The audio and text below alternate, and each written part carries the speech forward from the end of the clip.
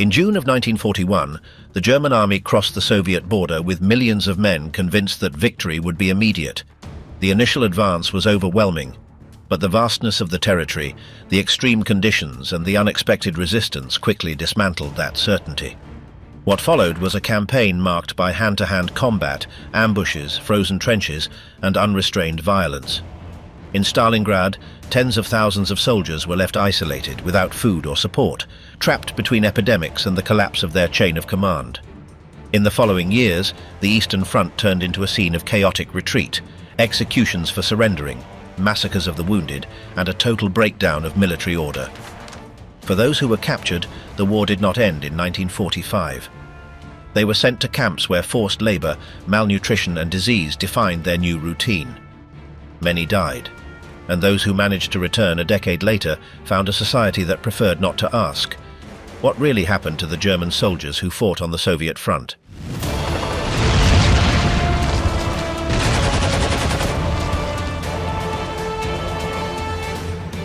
The threshold of hell. At the beginning of January of 1945, the Soviet forces launched their advance toward East Prussia with a clear superiority in numbers and resources. The crossing of the Vistula took place at multiple points and marked the beginning of an offensive intended to encircle and dismantle the German units deployed in that region. The front stretched from the Baltic Sea to the Carpathians, and from the very first days it became evident that the Red Army had perfected its way of operating. Rapid breakthroughs, aggressive advances, the destruction of logistical lines, and the intensive use of artillery to clear the way for infantry and armored units.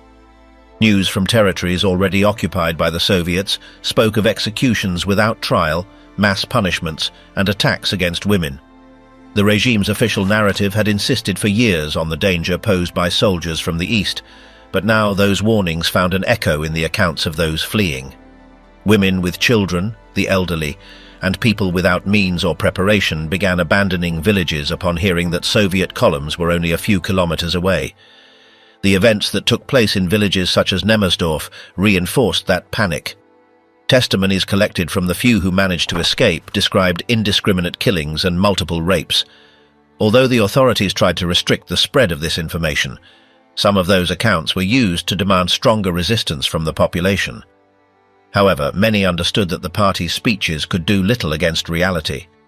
Party officials in various localities chose to leave without prior warning, abandoning civilians. The German units tasked with maintaining order or covering the rear guard also failed to hold for long. In different areas, the speed of the Soviet attack caused many soldiers to become trapped without a clear line of retreat. The groups of refugees, disorganized and poorly equipped, mixed with defeated soldiers, creating scenes of complete confusion. Reports reaching the German military command described a front collapsing at great speed. The divisions that were supposed to contain the attack barely resisted for a few hours. Guderian and other senior officers proposed moving troops from other sectors, but Hitler insisted on holding symbolic points. This led to many towns and villages being encircled and taken with no chance of withdrawal. In those places, the population was left exposed to whatever came next. The Soviet troops applied maneuvers they had already used in Ukraine and Belarus. They advanced in fan-shaped formations, surrounded key points, and used large concentrations of artillery to break the initial defense. In several cases, just a few hours of fighting were enough for a locality to be destroyed. Civilian casualties multiplied. By nightfall, the burning houses marked the path of the tanks and left behind villages reduced to rubble. In those places, those who managed to survive had nowhere to return to. The weather worsened the situation. Many civilians fled on foot, without adequate clothing or food. On the sides of the roads lay the bodies of children and elderly people who could not withstand the cold. Some groups decided to abandon part of their belongings in order to walk faster. In cities like Königsberg, fear became collective. Shops closed, official documents were destroyed, and those holding any position sought ways to escape. The idea that all of East Prussia would fall within a matter of weeks was no longer seen as an exaggeration. Some authorities tried to organize civilian resistance, but in many cases those instructions were ignored by people whose only goal was to survive. Thus began the fall of East Prussia, a region that had represented the ideological heart of the Reich.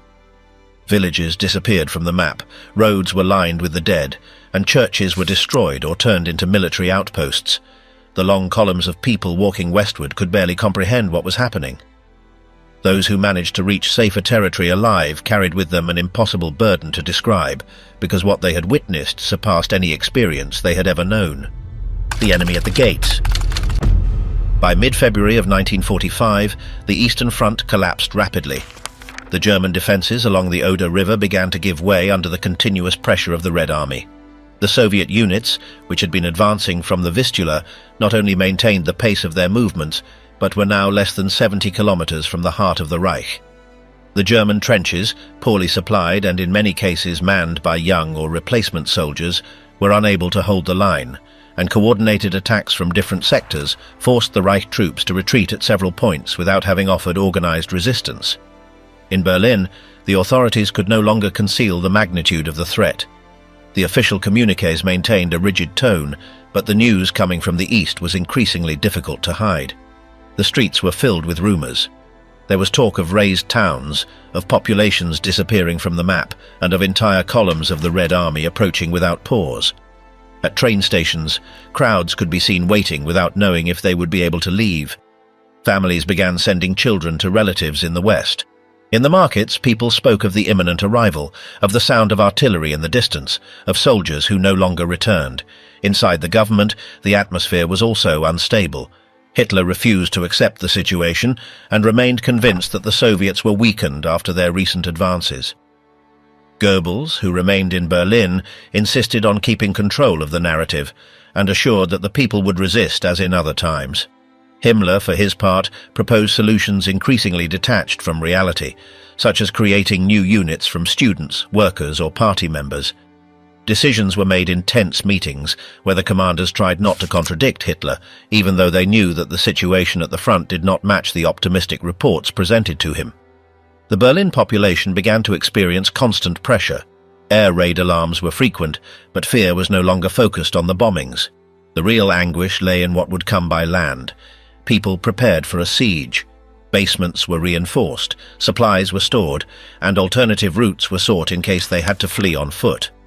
However, the encirclement was closing quickly. By mid-March, Soviet units had reached points along the Oder from which they could launch the final assault.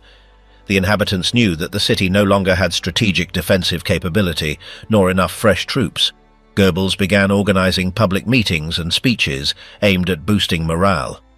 In one of them, he spoke of the history of Berlin as an undefeated city and called on its inhabitants to resist house by house.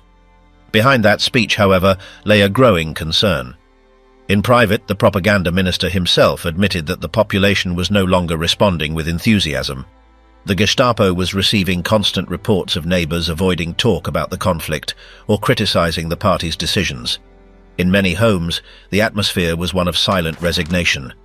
The Red Army, for its part, intensified preparations for the final attack. The divisions surrounding Berlin were supplied with ammunition, fuel, and reinforcements. Aerial reconnaissance was conducted, and entry routes into the city were analyzed. Stalin wanted a swift, symbolic, and total victory. The capture of the Reich's capital would not only mean the military end of the regime, but also an ideological victory over the Western Allies. Soviet commanders knew they had to take the city with force. The orders were clear: minimize combat time, maintain constant pressure, and close off any possibility of organized resistance. The German civilians trapped in Berlin were aware that few options remained. The tension affected all levels of daily life. Markets operated irregularly, schools closed frequently, and hospitals began preparing to receive large numbers of wounded. In some streets, neighbors formed groups to watch for suspicious movements, while others began storing water and medicines in case supplies were cut off. Inside the Chancellery bunker, Hitler continued receiving daily reports. Despite the data, he clung to the idea that an offensive in the West would force the Soviets to redistribute forces.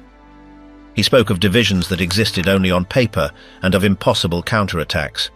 His collaborators avoided openly contradicting him, but privately they knew that the decisions being made did not reflect the real situation. Goebbels, despite his absolute loyalty, was beginning to worry about Hitler's isolation and wrote in his diary about the growing silence in meetings, the tension in the corridors, and the feeling that no one was steering the course. In the southern and eastern districts of Berlin, the first exchanges of fire began to be heard in the distance. The inhabitants knew that the front was drawing near. Columns of smoke could be seen on the horizon, and from time to time wounded or retreating soldiers arrived. No one believed there would be a long siege. The experience of other cities indicated that the Red Army did not stop. Some civilians decided to leave the city heading west, but most stayed, either for lack of means or because there were no longer trains or safe roads. The radio stations continued broadcasting classical music and messages of unity. The tone became more solemn, more urgent. In the official bulletins, they avoided speaking directly of the encirclement, but terms like final struggle, total resistance, and heroic defense were already being used. The language showed that even those in charge of communication knew what was coming. As the days passed, the streets began to empty. Public buildings were reinforced with sandbags, and the civil defense units received new instructions. However, fewer and fewer people believed in victory. Meanwhile, within the regime, the High Command no longer shared a common strategy. Some remained convinced of a total defense. Others hoped to negotiate with the Western allies. But no one proposed an immediate surrender. The order was clear: Berlin must resist, no matter the consequences. That slogan, repeated in speeches, communiques, and military orders, echoed between the walls of a city that was beginning to feel the end was about to overtake it. Below, the last defense before Berlin. By mid-April of 1945, the Red Army began its direct attack on the outskirts of Berlin. The city was not yet the main battlefield, but the nearby towns were already under fire. The most strategic point in that deployment was the Silo Bridge, where the first massive clashes between the Soviet forces and the remnants of the German army took place.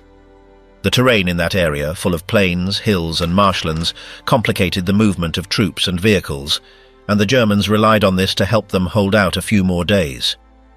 The Germans, aware that this was the last natural barrier before reaching Berlin, tried to hold the pass with all the units available. Troops from the Wehrmacht, some remnants of panzer divisions and detachments of the SS were gathered to try to halt the advance. The orders were clear: resist to the last man.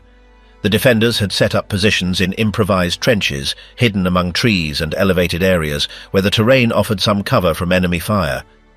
Many of those fighting there knew they would not come out alive. During the first days of the attack, the Red Army made massive use of artillery shells and rockets to weaken the German lines. The explosions were constant, and many nearby villages were completely razed. The Soviet divisions did not advance without armored support.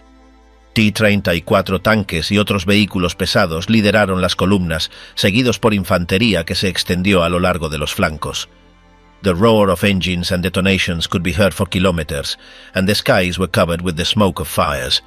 The Silo Bridge became the focal point of the fiercest fighting.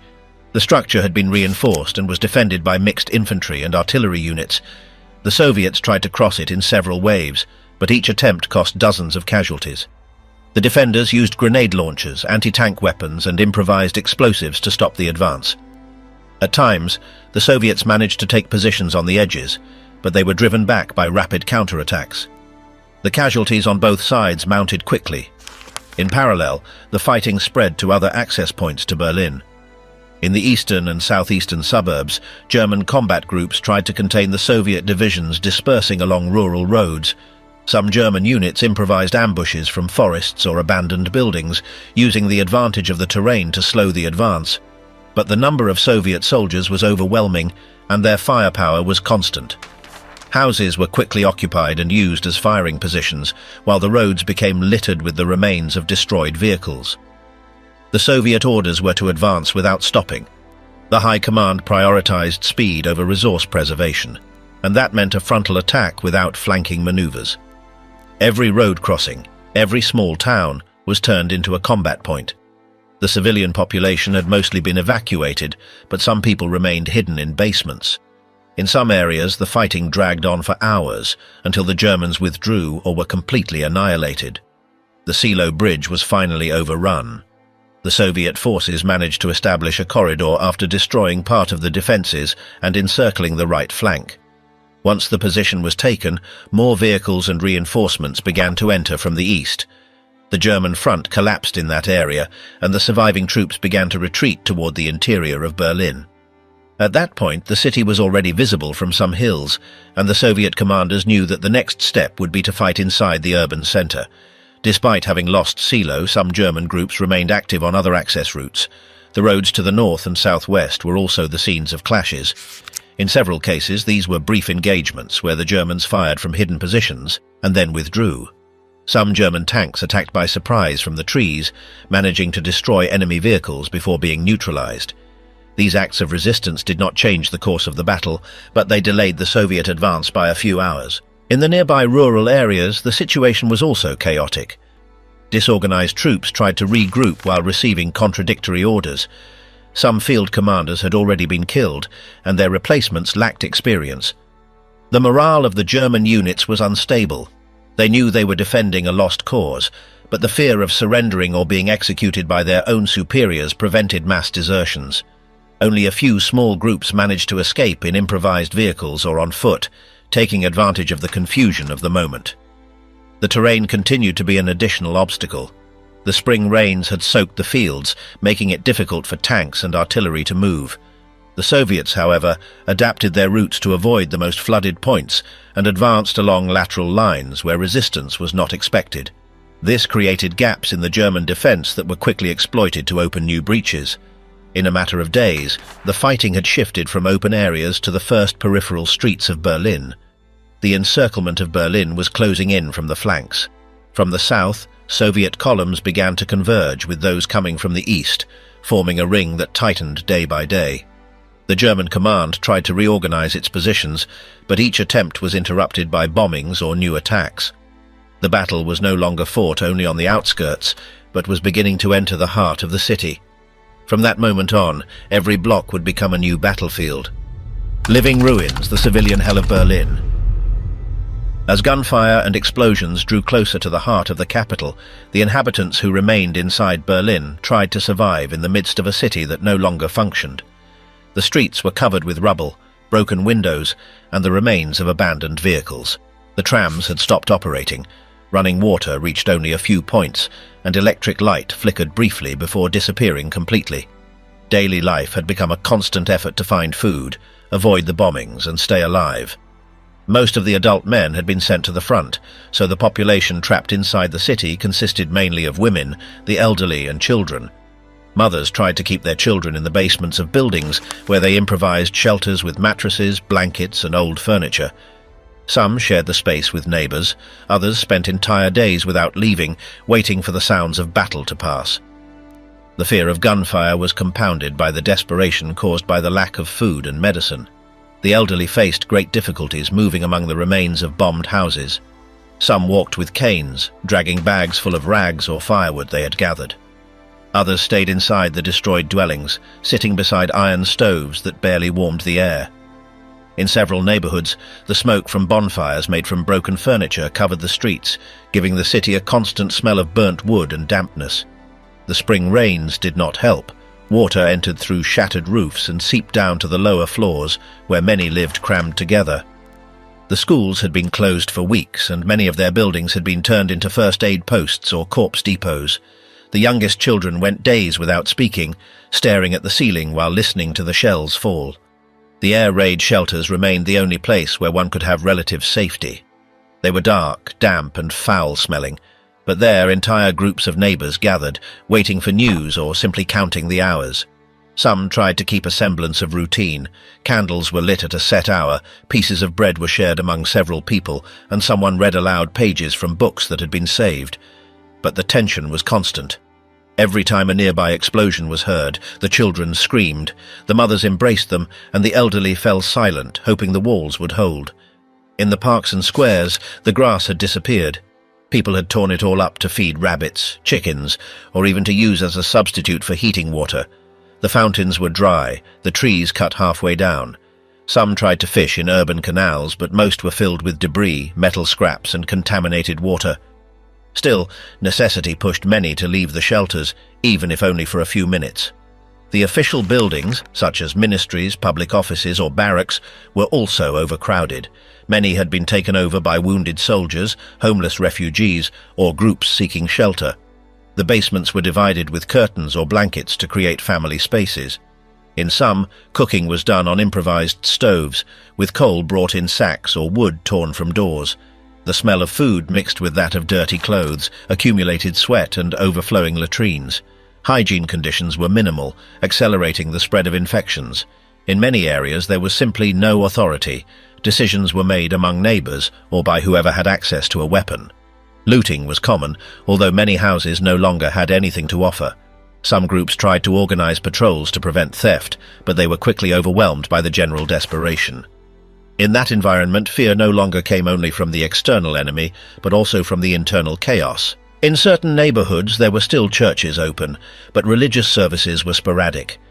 Some parish priests offered comfort to the most vulnerable, while others simply allowed people to sleep among the pews. Papers with messages for relatives or calls for help were pasted on the walls. The few telephone lines still active were reserved for military use, and the postal service no longer functioned. Meanwhile, the number of dead grew without pause. Bodies were buried in gardens, courtyards, or, when possible, in overcrowded cemeteries. In some cases, they were piled inside destroyed buildings, covered with sheets or blankets. The health officials tried to mark them with names written on cardboard, but the wind, rain, or rats eventually carried everything away. Families tried to maintain a minimum of dignity, but the situation had already surpassed any norm. The silence between explosions was the most unsettling. In those moments, people listened to their own thoughts, the cry of a child, or the labored breathing of someone dying. The city had become a mixture of ruins, smoke, hunger, and fear, and each passing day seemed to be the last for many of its inhabitants. Even so, within that destruction, there were still gestures of help, solidarity, and silent resistance, though no one knew how much longer it could last. The resistance of the SS on Wilhelmstrasse. The fighting inside the German capital took on a different pace from the 26th of April. The Red Army units, divided into small assault groups, advanced through narrow streets, navigating improvised barricades, smouldering ruins, and tunnels full of fighters hiding underground. Unlike the clashes in the outlying districts, here the combat took place at very close range. Hand grenades, flamethrowers, and shots fired through perforated walls were more common than open-field offensives. The Berlin subway, turned into a means of movement, became one of the key scenarios. Some stations, such as Stadtmitte and Friedrichstrasse, served as gathering points for the last companies of the Volkssturm. These territorial defense formations, made up of elderly men, teenagers, and officials, had been thrown into the front without experience or proper training. In practice, they barely managed to hold their positions before being swept away by the Soviet push. The Soviet troops also used the subway tunnels as flanking routes. In several cases, they suddenly emerged inside administrative buildings or squares near the center. This allowed them to encircle certain pockets of resistance without having to fight their way through street by street. The tactic confused several SS groups that were still offering resistance in the government zone. These fought from basements, shelters, and half-destroyed buildings, determined to delay the final entry into the heart of power. One of the most symbolic points was the assault on the Reichstag. Although the building was practically empty and damaged by previous bombings, it represented a political and moral trophy. Several Red Army companies, accompanied by cameramen and propaganda officers, took part in its occupation. The images of soldiers raising flags atop the building marked the visual end of the Third Reich. Inside, the conditions were hellish: total darkness, corridors filled with bodies, and combat at barely a few meters' distance. Some sections were burning, others were flooding with sewage from the destroyed drainage system. The fighting in the city center spread to nearby buildings, including ministries, police stations, and party headquarters. In many of them, the defense was left to small groups fighting without coordination. Soviet pressure increased by the hour, with synchronized attacks from multiple fronts. Casualties were extremely high on both sides. Fighting was reported inside stairwells, inner courtyards, and offices, with the constant use of explosive charges to break through walls and ceilings. The Volkssturm, in these final days, almost completely disintegrated. Its members, without heavy weapons or logistical support, faced T-34 tanks and rocket launchers with no chance of holding out. Many died without having fired a shot, trapped between absurd orders and a situation already out of control. The survivors retreated underground, disguised themselves, or attempted to surrender individually. Some groups were executed outright by the Soviets when captured in uniform. The SS, for their part, resisted with a mix of fanatical discipline and desperation. Some detachments used basement connections to launch surprise attacks on enemy soldiers. Others turned public buildings into improvised fortresses. The Wilhelmstrasse area, in particular, became a point of intense combat, as several high command bunkers were located there. The last hours of the 29th and the morning of the 30th were marked by incessant explosions, point-blank gunfire, and columns of smoke covering the city's sky. On the 30th of April, when the Soviet troops already controlled most of the urban core, isolated pockets of resistance were found in burning or collapsing buildings. In some cases, the defenders preferred to die under the rubble rather than surrender. The battle for Berlin was approaching its end, and the city centre was little more than a shadow amid ruins and ashes. The bunker, final scene of Nazi power. In the last days of April, the underground space beneath the Chancellery became the final point of Nazi power. There, between the 20th and the 30th of April, Adolf Hitler remained with his closest collaborators while the Soviet troops completely encircled Berlin. Communications became irregular, and inside the bunker there was a constant atmosphere of tension. The news arriving from outside confirmed that the fall was imminent. Hitler spent most of his time in the map room or in his private office. In his final meetings, he received reports from commanders who still retained some autonomy at the front, although most were already isolated or retreating. Eva Braun remained with him. They had met more than a decade earlier, but it was in those final days that she agreed to formalize their relationship in a symbolic way. Martin Bormann, as personal secretary, maintained the routines and protocols inside the bunker. Alongside him, Josef Goebbels, his wife Magda, the typist Traudl Junger, and other trusted staff members were aware of the most important decisions. Conversations revolved around surrender, escape, or final resistance, but Hitler rejected any negotiation. On the 29th of April, he drafted a document that combined political instructions with a statement of his view of the conflict. This text was dictated with precision and given to several messengers who attempted to cross enemy lines. Meanwhile, preparations were made inside the underground compound for what was to come. On the morning of the 30th, Hitler held a final meeting with the military chiefs still in Berlin. He gave instructions regarding his succession and assigned final tasks. That same day, he locked himself in his private room with Eva Braun. Shortly afterward, several witnesses reported that their bodies were found together and taken to the Chancellery garden, where they were cremated by explicit order. The news spread immediately among those present. Some tried to flee while others stayed, waiting for the Soviets to enter. Bormann took measures to ensure that the Führer's papers and personal belongings were destroyed. Goebbels and his wife chose to remain with their children, knowing what would happen the following day. The atmosphere inside the bunker became silent and oppressive. Junger would recall years later the mix of mechanical routine and restrained expectation. No one spoke more than necessary. The lights remained on, but the outside world no longer existed for them. With Hitler's death, the regime's command center came to an end. What remained were the remnants of a collapsed power, sustained only by symbolic figures. Decisions became automatic, and the wait for the Soviet incursion marked the final hours of the group that stayed down there. Admiral Dönitz's attempt to avoid Soviet capture. After the last German units became surrounded or isolated in various parts of the map, the High Command of the Third Reich began to move between two fronts, avoiding further bloodshed and finding a political way out that would allow them to surrender without falling completely under Soviet occupation. Admiral Dönitz, who had been designated by Hitler as his successor shortly before his death, tried to establish direct contacts with the Americans and the British, hoping for a selective capitulation that would exclude the Soviets. But that plan, which was barely hinted at in urgent messages, failed from the very beginning. Fighting continued in different sectors of the continent. In some areas of the Baltic, in parts of Czechoslovakia, and even in the north of Norway, German troops were still active under scattered orders. Meanwhile, in the city of Reims, representatives of the German High Command met with the Western Allied military leaders to sign the document that would end the war in Europe. General Alfred Jodl was the one tasked with affixing his signature on the night of the 6th to the 7th of May. In the ceremony, held in a small command room on French territory, the Americans, led by Eisenhower, set the date for the official cessation of hostilities for the following day. However, the Soviet delegation immediately rejected the idea that this act should be considered the official end of the conflict. Marshal Zhukov demanded that the ceremony be repeated in Berlin under the supervision of the Red Army and with the direct presence of the German High Command. For that reason, on the night of the 8th of May, Wilhelm Keitel, accompanied by other officers, appeared at a technical school in the Karlshorst district, where the Soviets had set up their provisional headquarters. There, the signing was repeated, this time with a more detailed document in which the German command acknowledged the surrender as unconditional and total, with no special terms for any front or sector.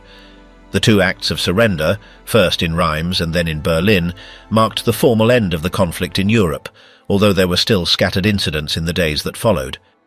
Isolated German units in areas of the Danube, in rural regions of Austria, or in the north of Czechoslovakia had not received the ceasefire order, or decided to continue for a few more days out of fear of falling into Soviet hands.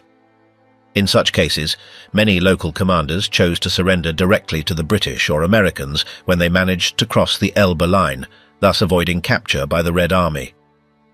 Jodl and Keitel left two different images in the final hours of German command. Jodl, visibly exhausted, adopted a more diplomatic stance, seeking to conclude the process as quickly as possible. Keitel, on the other hand, maintained a rigid attitude, faithful to the military discipline that had marked his entire career, though by then he had no real ability to influence events. Both would later be tried at the Nuremberg proceedings for their role during the war. At the same time, autonomous armed groups still operating in the Alps or in forested areas also surrendered, such as the remnants of the SS who had escaped from Berlin or units of the Werwolf that had never fully deployed. In some places, the surrender occurred through improvised negotiations between German officers and local Allied commanders, without the participation of central authorities. The surrender of the Third Reich was, in reality, a chain of partial capitulations that took place between the 1st and the 11th of May, each adapted to the conditions of the sector and the combat front involved. But the two most significant documents, the ones signed in Reims and Berlin, remained as the symbolic acts that sealed the end of a war that had devastated much of the continent. The other face of the Soviet victory. When the Soviet columns entered the center of Berlin, the war was already over, but the chaos did not stop.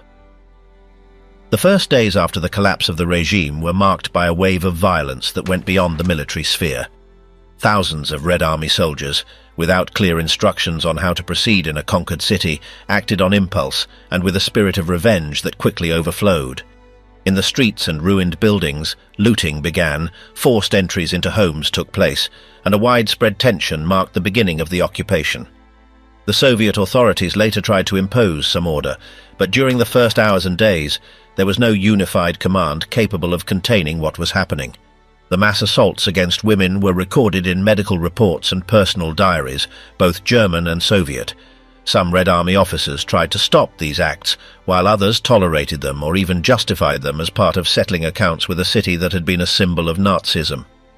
Many women ended up taking refuge in basements, churches, or trying to blend in among corpses to avoid being discovered. Fear spread rapidly among those who still remained in the city, uncertain whether they would survive this first phase of occupation. As the days passed, some Soviet units began requisitioning entire homes, evicting the families that still remained inside. The looting ranged from personal belongings to industrial machinery. In some neighborhoods, the only things spared were the buildings completely destroyed. Radios were disconnected, telephones were tapped, and the civil communication systems came under Soviet control.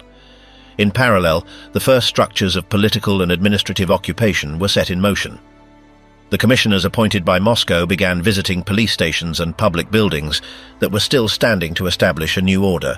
Forms were distributed, inventories were demanded, and systematic inspections began. Some citizens tried to flee west without success. The changes were felt quickly. Within days, the closed schools were inspected by political officers, the printing presses came under the supervision of Soviet delegates, and the buildings of the former Nazi party were assigned to the new control structures. The flag with the hammer and sickle flew over certain key points of the city, while mixed patrols moved through zones assigned by sector. The Soviet-administered areas were clearly marked and guarded, and any attempt to cross into the western sectors was punished with immediate arrest. Many Berliners tried to adapt to this new presence with gestures of obedience, handing over documents, cleaning streets, or collaborating with the first improvised censuses. Others locked themselves away for days without contact with anyone, fearing they might be recognized by former neighbors or denounced for possessions linked to the previous regime. Children and the elderly were the only ones still able to move about with less pressure, though they too were marked by the atmosphere of tension that filled every street. Religious centers, although not a direct target in those days, became a refuge for hundreds of people. Some priests offered protection or helped mediate with Soviet officers who did not speak German. The bells stopped ringing, religious services were interrupted, and many churches were used as meeting points, food distribution centers, or temporary hiding places. Amid that scene, the Soviets also brought with them a different narrative. Pamphlets, loudspeakers, and speeches in the squares presented the Red Army as a liberator. While that message resonated with some people, most received it with suspicion. The contrast between the official discourse and what was happening in the streets was too evident. The Soviet presence in Berlin not only marked the end of the war, but also the beginning of a new stage, one controlled from the outside and foreign to the wishes of those who still survived among the ruins. Fleeing the east, the other front of the collapse. In the final moments of the conflict, millions of people began a disorganized retreat toward the west. It was not a planned departure, but a desperate escape from the imminent advance of Soviet troops. Entire families, carrying the little they could drag, filled rural roads, unpaved paths, and overcrowded rail lines. Many left their homes without knowing if they would ever return, or if they would end up trapped at some crossing of the front. Most traveled without maps, without clear information, guided only by rumors or by following the direction in which others were moving. Trains, which in normal times were a symbol of order, became improvised platforms of escape. Freight cars packed with people, many standing for hours or even days, traveled along stretches ruined by bombings. In some cases, locomotives were stranded halfway, forcing passengers to continue on foot through snowy sections or unmarked paths. The engineers did not always know the final destination, and each station represented an uncertain possibility, being redirected, intercepted, or simply stopped. The columns of refugees moving overland were even more vulnerable. The cold, physical exhaustion and lack of food created constant pressure. Horse-drawn carts, overloaded bicycles, wheelbarrows, and even improvised sleds mixed with abandoned military wagons and the remains of destroyed vehicles. Spontaneous groups formed, including the elderly, pregnant women, barefoot children, and demobilized soldiers without uniforms. Many traveled long distances for days on end without finding shelter, crossing destroyed towns or fields where no one remained. Violence did not disappear once they left the combat zones behind. Looting, attacks by armed bands, and theft within the refugee groups themselves were common. Some people tried to maintain some organization by appointing leaders or sharing food, but most were alone, facing an unfamiliar and unprotected environment. Upon reaching the Allied-controlled zones, the displaced were redirected to concentration points established by the military authorities. Their reception spaces were improvised. Former warehouses, hangars, station yards, or camps set up with tarps and repurposed wood. These transit centers served to register identities, screen for possible hidden combatants, and send people to places where they were supposedly able to settle. In practice, many spent weeks or months in these facilities without receiving any concrete answers. Conditions in the camps were rudimentary. There had been no prior plan to accommodate such a high number of people in such a short time. The facilities lacked beds, blankets, medical services, and sufficient food. The supply of drinking water was scarce, the latrines overflowed, and respiratory or intestinal diseases spread quickly. Some refugees died before being assigned to any destination. Others were sent back east for lack of space. The personal stories that emerged from these camps portray a mix of resignation and bewilderment. Some kept documents, family photos, or letters from relatives in the hope of reuniting later. Others simply waited in silence, without news of the whereabouts of their children, spouses, or parents. Uncertainty mixed with the frustration of feeling displaced in their own country. The treatment the refugees received varied depending on the area and the military command in charge. In some sectors, the Allied authorities tried to coordinate efforts with humanitarian organizations, but resources were limited. In others, the newly arrived were considered an administrative burden or even a potential threat, especially if they could not prove their origin or activities during the conflict. As the weeks went by, resettlement routes began to be defined. Some were moved to half-destroyed towns to begin clean-up and reconstruction work. Others were sent to rural areas where agricultural labor was needed. However, the majority remained stuck in a bureaucratic limbo with no certainty about the future. Waiting lists to be placed in vacant housing were long, and many ended up occupying improvised buildings without formal permission. Families that had been separated during the journey rarely managed to reunite. Communication systems were precarious, search offices were overwhelmed, and evacuation trains did not follow fixed routes. Handwritten posters, notes left in stations, or messages pasted on church walls were the only means of trying to locate a loved one. This massive displacement left a deep mark on post-war German society, not only because of the physical and emotional trauma, but also because thousands of people were left without clear records of origin, nationality, or civil status.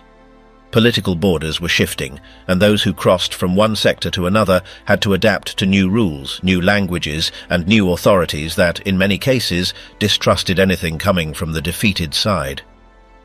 At the end of that uncertain road, only a portion of the refugees managed to integrate somewhere. For others, the outcome was to remain trapped among ruins, paperwork, and promises that were never fulfilled. The defeated, executions, transfers, and camps of no return. When the fighting died down, German soldiers still wearing uniforms were surrounded, forced to surrender, or intercepted in disorganized columns. In many areas, there were no mediators or clear terms. They were simply detained. Entire groups surrendered without resistance on rural roads, bridges, stations, or even riverbanks, realizing that any attempt to keep fighting was pointless. Those wearing insignia of elite units, such as the SS or armored divisions, were immediately separated from the rest. The initial records in many cases were nothing more than simple handwritten lists.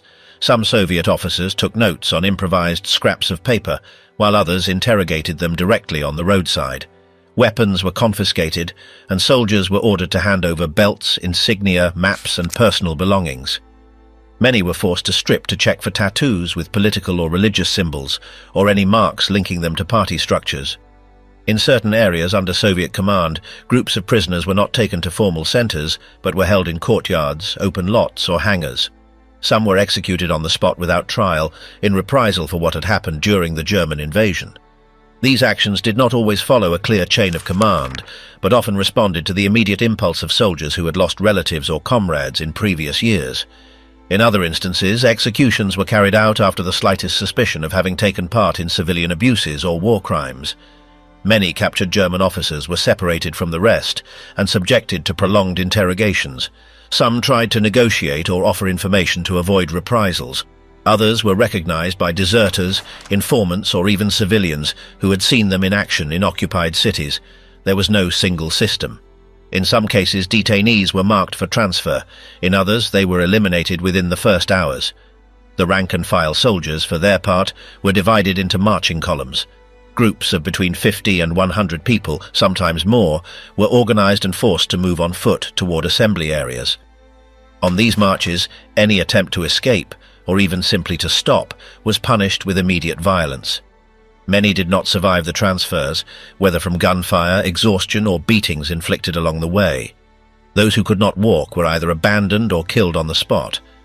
Once gathered at concentration points, the prisoners were counted again and separated by regions or units of origin. Those who spoke Russian or showed willingness to cooperate were offered different treatment, although this privilege was relative and depended on each detachment. In several testimonies collected after the war, soldiers recounted being beaten during roll calls, forced to dig trenches, or made to clear destroyed areas with their bare hands as a form of punishment. Deportations to the east began in parallel with the fall of Berlin. Trains were organized in which hundreds of prisoners were crammed in at once. No blankets or food were provided during the first days, and the wagon doors remained closed. Many described these transfers as the prelude to something they could not fully imagine. Some did not know whether they were being relocated, sent to labor centers, or taken directly to the place where they would be executed. Upon arrival at their destination, the convoys were met by armed guards and dogs. The soldiers were forced to disembark running and form lines without speaking. Those who disobeyed were beaten with rifle butts or dragged across the ground. From that moment on, they were no longer considered combatants but rather available labor. Many were taken to mines, roadworks, or agricultural tasks in distant regions. Later accounts speak of an opaque system with no defined time limits. Some detainees spent years without knowing whether they were under sentence or simply held as part of collective punishment. They were not allowed to send letters, and their names did not appear in diplomatic records. Some survived thanks to the help of local civilians, but most depended solely on the minimal rations distributed by the guards, rations often reduced as punishment or through simple neglect. Punishments inside the camps were frequent, inflicted for speaking too loudly, stealing a crust of bread or looking a guard in the eye. The internal logic followed unwritten rules. There were no hearings or possible defense. In some centers, improvised tribunals were set up where certain detainees were forced to testify against others, creating a climate of constant distrust and fear. Some officers who survived captivity later wrote in their memoirs that, more than the physical violence, the hardest thing to endure was the isolation. Months passed without hearing any news from the outside, without knowing whether the war had officially ended or whether their families were alive. Several chose to keep diaries on scraps of hidden paper, recording dates, names and places, in the hope that one day someone could reconstruct what they had lived through. This fate, shared by thousands of German soldiers at the end of the conflict, was not the result of a single order, but of a chain of fragmented decisions, often driven by revenge, rage, or sheer repressive inertia.